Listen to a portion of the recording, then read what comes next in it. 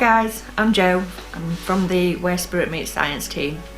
I'm also John's life partner and a full-time psychic medium. So my role within the business is, apart from being a medium, I also do all the bookings, as well as being a mum, look after John, everything really that the business entails. So I also do tarot card readings, Reiki, and I do all the bookkeeping, all the accounts, all the staff management, all the rotas, you name it, I do it. So when I was younger, I kind of like knew there was something that wasn't right going on, and I'd see things, and I'd mention to my mum that, like for instance, my uncle died when I was very young, and I saw him, and I said to my mum, my uncle was stood at the top of the staircase, and I was about 5 years old, and my mum was like, no, it's not, you're being daft. So it kind of like shoved off. And then as I got older, grandparents passed away, and I saw them, started hearing things, seeing things, and it just developed from there really. My main skills are communicating with spirit, tarot card readings, past, present and future. One of my main specialities is in future things. I get quite a lot of things that are going to happen in the future. I don't know how I do it, but it just comes and then it turns out that it's correct. It's a bit scary really, but yeah. I'm a Reiki master, so I work with a lot of energies. So I met John about 3 years ago. He came to my house and he did a party. And then he offered me a job. He said, would you like to come, I've got a vacancy, would you like to come and work for me as a medium? So I started going out to parties, doing parties with John, and then one thing led to another. He tends to tell people he poked the payroll, but he didn't really, I just flirted with my boss. And one thing led to another.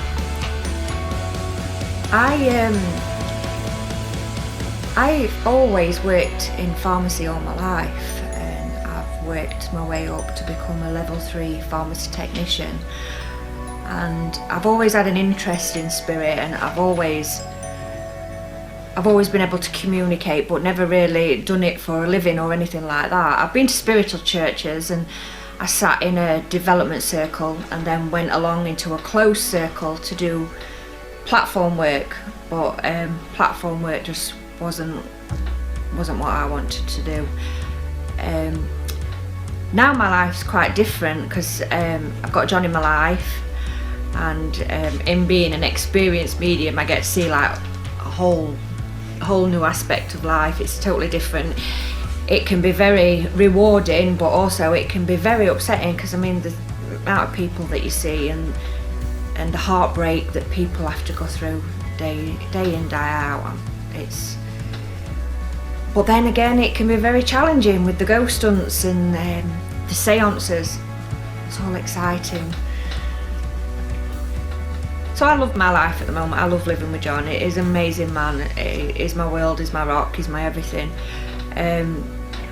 What people don't see behind closed doors, they just see John as this funny, smoking, swearing, lovely bloke, but he's actually not. He's well, he is, but he's very poorly with that.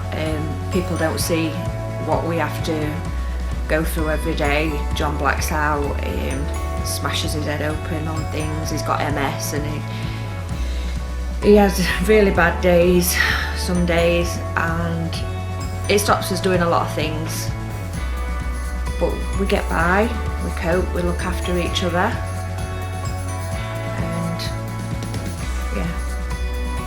So being with John now, it's a very busy lifestyle, on good days and on bad days. I'll give you for instance our daily routine. We get up in the morning, little one to school, off to the shop, do a few readings, come back home.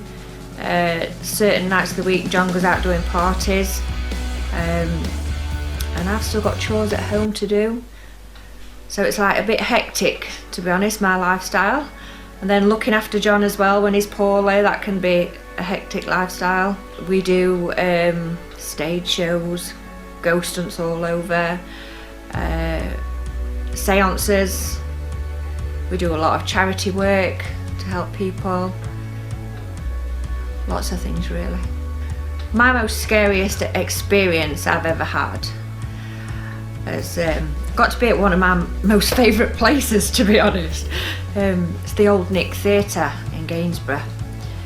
We were there a few months back on a ghost hunt, and we went into a room with a group of guests and we were doing mirror scrying.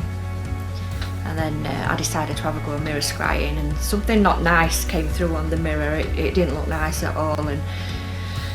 And after that we kind of like went up into the attic, and John followed us, and me and John could both see something in the corner of the room, and I will admit it didn't look nice. And John said to me, "Joanne, be careful, that's not nice." And then all of a sudden, I don't know what happened, it was like flew itself at me, and I don't remember anything else apart from I woke up on the floor. Spirit, we want you to try and make peaceful communication at first. It's just laughing.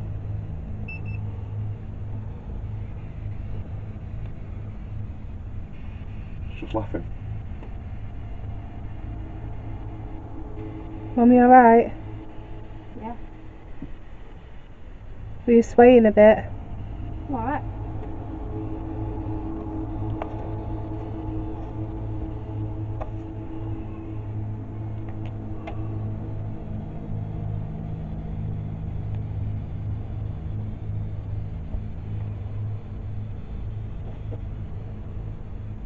You alright, John?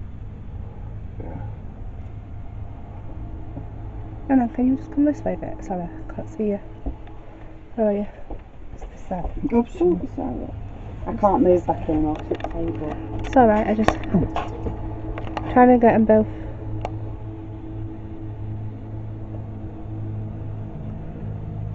You alright? Mum? John? Yeah, it was fine. Yeah, My mum's got she's gone! I'll put the light on. No, don't put light on. Open the door slightly. Do you want me to try and grab a chair? No.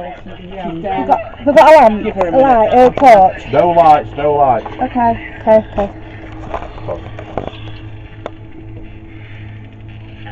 Is she breathing, John? Yeah. And that was, whatever it wasn't nice in that place. Non-human in that place. So I work quite differently to John. John's a seer and has been a seer for all of his life. I do see, but not as much as John, but I tend to feel, sense spirit around me. I can feel when they're there. I hear voices. I see pictures in my head, and it's like putting a jigsaw together, and you have to match it all up. And sometimes it's not worth matching the jigsaw up, just give it as it is, because the person will work it out. That message, they'll understand that message. So yeah, me and John work very differently in that way. I see a lot of the future, as I explained earlier in the video. So I do use tarot cards. I am a tarot card reader. I do readings from the shop. I'll go out to people's houses and do tarot card readings. But I just want to share like an experience with you, just show you, tell you basically how I work when I say like I see future. My mum took poorly beginning of the year. She had a heart attack and was in Bassett Law Hospital in the resus ward, and all the family got called up. It was very touch and go. And we went up, and basically, cut a long story short, we got her settled and she was going to be transferred up onto the ward to be monitored in Bassett Law. But she was still in a critical condition. Me and John were driving home. John was driving, I was sat at the side of him, and obviously I was in a bit of a state. devastated. And I said to John, I can see my nan, and it was like I was looking at her, like she was standing there in my face. I could just see her face. So John said to me, talk to her. And I was just so upset. I just said, I just need her to tell me that my mum's going to be okay. So she's shown us a few things, and when we got home we were putting pen to paper and like writing down everything what she'd shown me. So firstly she showed me it was a hospital ward, and I could visualise this hospital ward in my head. And I walked into the ward and there was 3 beds, drew me to the middle bay. Straight across I could see, you know, like you get the cordoned off bays, there was one of them, there was a gentleman in it, and then I could see something orange. I'm not sure what the orange was, I couldn't quite make it out, but John wrote it all down. And then I saw a hand and a cannula coming out of a hand. This is what my nan's showing me, images. And then she's shouting, Sophie, Sophie, Sophie. I didn't have a clue what Sophie meant. And John's like, write it all down, it'll all make sense. So we wrote it all down. And then the next day,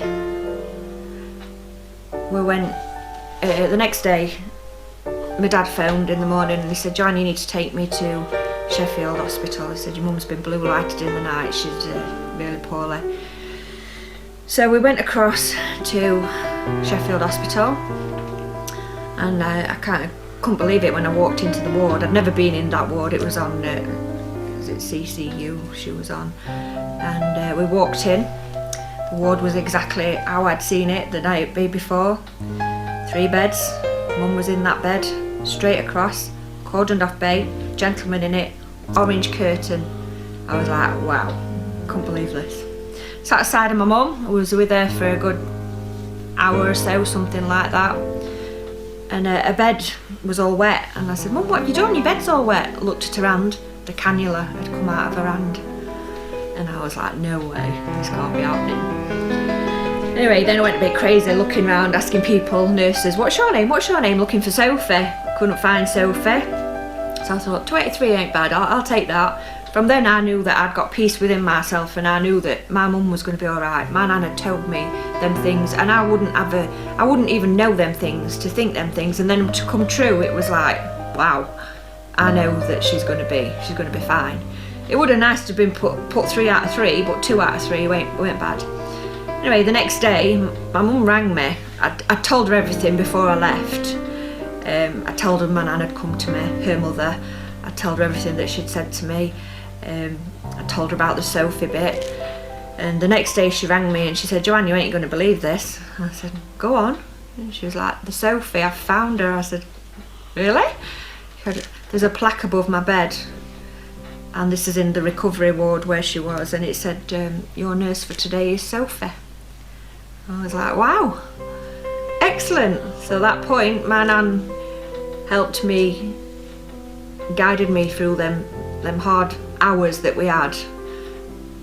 I knew my mum was going to be alright, and she is. She's here, she's fine. She's got stents in her heart, and that's how spirit worked with me. It's weird, I don't get it, but that's how it is. So where spirit meets science, what does it mean? To me, it's a bit of a geeky thing really, because if you lived with John, you'd understand why we call our business Where Spirit Meets Science. John is, he loves research. He day and night is YouTube, anything, science, he likes to know how things work. He'll go through backgrounds and backgrounds of things, research upon research upon research. So this is where we like to prove that there's spirit and there's science, and that the two work together. So we've got the mediumship side, which is the spirit side, and then we've got staff members that we've took on really highly trained paranormal investigators that prove scientifically what we're saying is correct. So going forward into 2019, we've got a lot of exciting new things to come. There's going to be more ghost hunts, there's going to be more seances, there's going to be lots more documentaries. You're going to follow our whole life, mine and John's especially. We'll take you along to the ghost hunts with us and see what we do on there. I'm hoping to do a lot more readings. I want to get my Reiki up and running, and possibly do something else a bit different. I'm not sure what yet, but I'm hoping to have lots more things coming to the Where Spirit Meets Science team. So throughout my video you've probably heard some heavy breathing. It's not come from me, and certainly hasn't come from John. I've got my little mate here, my little dog. It's been snoring his head off throughout the video. Meet Frankie, guys. He's a Shar-Pei cross bulldog, and he's 12 weeks old, and he's absolutely adorable. But if you follow our documentaries, you'll get to see him grow. We'll take him everywhere with us, and there you go. So if you've not yet subscribed to our channel, if you could please subscribe. I'm Jo from the Where Spirit Meets Science team. Thank you.